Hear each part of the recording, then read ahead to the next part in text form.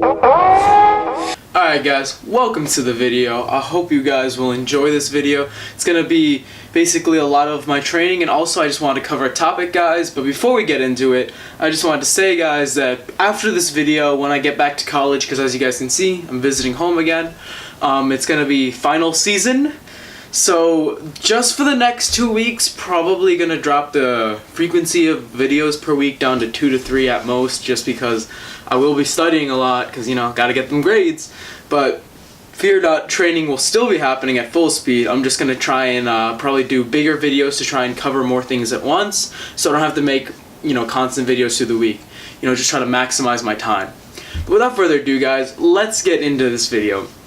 So on Tuesday, I believe, I was actually working on pause presses, and it was going really well. I was having a really good workout. I'm going to show you guys clips of that all through this. You know, really solid 225 3x5 paused.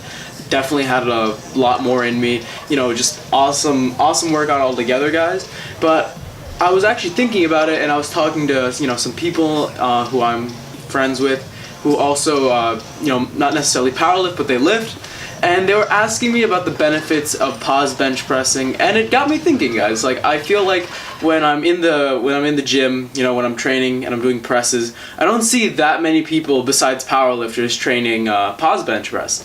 And I thought about that, and I think that that's something that should definitely be addressed, because in my personal opinion, even if you're not a powerlifter, like even if you're not training for competition, you should still definitely be practicing pause bench press.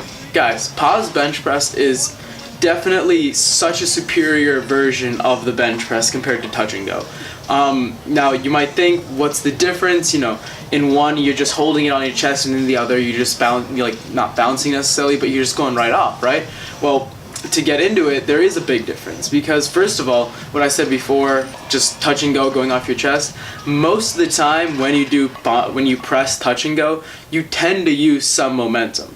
And like the thing is that it may not seem like a big deal, guys, but think about it. If you're a bodybuilder and you're trying to get a solid chest contraction, by using that momentum, your chest is missing out on the movement. And if you really think about it, the bench press would work most effectively when the bar is closest to your chest. When you're at the bottom of the movement is when you're getting the most out of it for your chest. You know, the higher up you go, tends to be more tricep dominant. Now, if you do a pause bench press, you're negating all that momentum. When you press off your chest, it's completely you. And trust me, guys, if you haven't already tried pause bench press, just try it out. Doesn't have to be a long pause, just like a 1 second pause.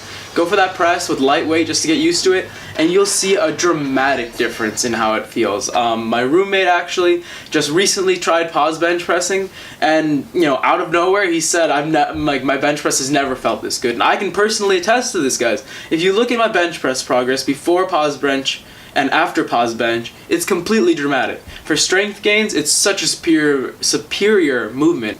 Your whole chest gets so much more activation. Before pause bench press, I was having a really hard time basically progressing my bench press, like consistently at least. And then once I started actively using pause bench press for heavier sets, it just started shooting up. You know, before this cycle, my max, 1 rep max, was around 250, 255 for one paused. And I got that one pause without ever training pause bench press except for my singles. And then I started incorporating it, and within 2 months, a little bit over 2 months, I hit 265 in competition, and I'm planning, hopefully, as long as everything goes well, I should be able to hit 275 in about a week and a half.